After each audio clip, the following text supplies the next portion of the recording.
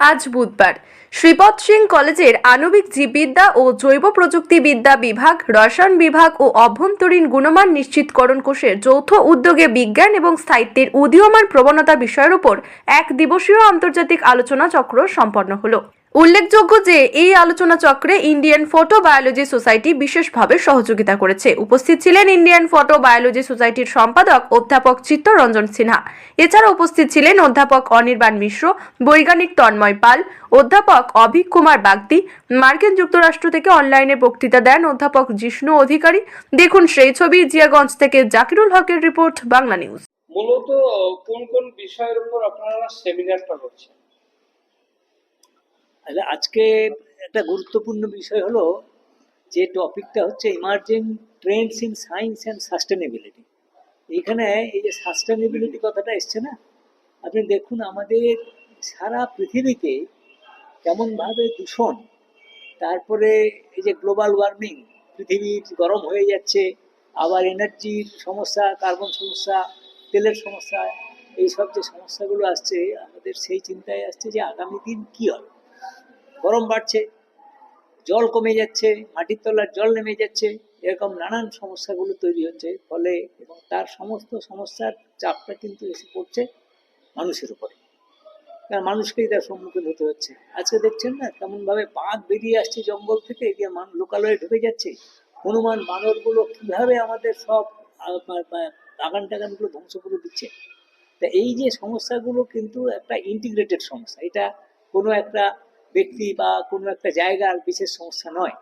সেই সমস্যাটা আমরা ছাত্রছাত্রীদের সামনে তুলে ধরতে চাইছি যে স্থিতিশীলতা বা টেকসই উন্নয়ন কি জিনিস, কিভাবে আমাদের অভ্যস্ত হতে হবে, তার একটা কালচারাল ব্লুপ্রিন্ট আজকের আলোচনা থেকে বেরিয়ে আসবে। এরকম একটা ভাবনা নিয়ে আজকে আমরা যখন সমবেত হয়েছি শ্রীপদ সিং কলেজে কেমিস্ট্রি এবং বায়োটেকনোলজি বায়োকেমিস্ট্রি ডিপার্টমেন্টের যৌথ উদ্যোগে ইন্ডিয়ান ফটোবায়োলজি সোসাইটি যুক্ত হয়েছে। আরও গুরুত্বপূর্ণ হচ্ছে এই 1925 সালে একটি বিষয়ে গবেষণা হয়েছিল, সেটার নাম হচ্ছে কোয়ান্টাম মেকানিক্স। হ্যাঁ, সেই কোয়ান্টাম মেকানিক্সের 100 ইয়ার্স চলছে, শতবর্ষ উদযাপন হচ্ছে, তারও আজকে আমরা এখানে আলোচনায় নিয়ে এসেছি। তা এইসব বিষয় নিয়ে ছাত্রদেরকে উৎসাহ দেওয়া, তারপরে এই যে ল্যাবরেটরি টেকনিক ইত্যাদি সেসব বিষয়ে, তার যে কেমিক্যাল সেফটি, কীভাবে আমাদের নিরাপত্তার ব্যবস্থাগুলো থাকবে, সেসব বিষয়গুলো আসছে। কারণ দেখতে পাচ্ছেন যেখানে সেখানে এই যে বাজি কারখানায় কীভাবে বিস্ফোরণ ঘটছে, তার কারণটা কি? তার কারণ এই নয় যে বাজি কারখানায় বোমা বানানো যাচ্ছে বলে, আসলে তা নয়। বাজি তৈরি করার জন্যে যে প্রক্রিয়াগুলো দরকার, নিরাপত্তার দরকার, সেই ধারণাগুলোই নেই। যারা বানাচ্ছেন তাদের সেই নিরাপত্তার ধারণাটা নেই। তা আমরা আজকের আলোচনায় এই বিষয়গুলো তুলে ধরছি ছাত্রছাত্রীদের সামনে, যাতে করে তাদের একটা ট্রেনিং হয়, একটা ধারণা তৈরি হয়, এবং আগামী দিনের যে যে আমাদের সামাজিক প্রক্রিয়ায় তারা অংশগ্রহণ করতে পারে। এখন এটাও ঠিক যে কাজের সঙ্গে শিক্ষার সম্পর্কর বিষয়গুলো চলে আসে, সেই বিষয়েও আমাদের ভাবনার মধ্যে আছে কি ধরনের কাজ করব, যেখানে নিরাপত্তা থাকবে, টেকসই উন্নয়ন হবে, মানুষের কাছে পৌঁছে যাব। যত্রতত্র এই যে আপনার ধরুন খাবারের দোকানগুলো খাবার বানাচ্ছে, তার বর্জ্যগুলো সেখানে ফেলে দিচ্ছে। বিভিন্ন ধরনের যে প্যাথোলজি ল্যাবরেটরি, তাদের যে বর্জ্যগুলো তৈরি হচ্ছে তারা ফেলছে কোথায়? এই বর্জ্যগুলো আমাদের সমস্যার ব্যাপার। এগুলো কেউ বর্জ্য নয়, এগুলো আমাদের সম্পদ।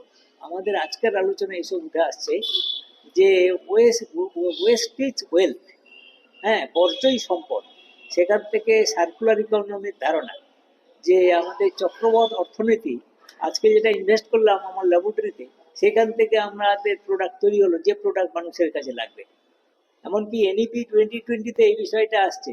আজকে সেই ধরনের গবেষণাকে ভারত সরকার উৎসাহিত করছেন, যাতে করে আগামী দিনে মানুষের প্রয়োজনে যে জিনিসটা তৈরি হবে সেরকম গবেষণাটা করতে হবে। মানে ইমিডিয়েট চাই এমন একখানা কাজ, যে কাজ থেকে মানুষের সাধারণ প্রয়োজন মেটে। এরকম ভাবনা নিয়ে আজকে আমরা এখানে সমবেত হয়েছি। ছাত্রছাত্রী, অধ্যাপক বা জনসাধারণের মধ্যে একটা ভাবনা পৌঁছে দেওয়া, এই হলো মোটামুটিভাবে বিষয়। আর স্যারেরা আছেন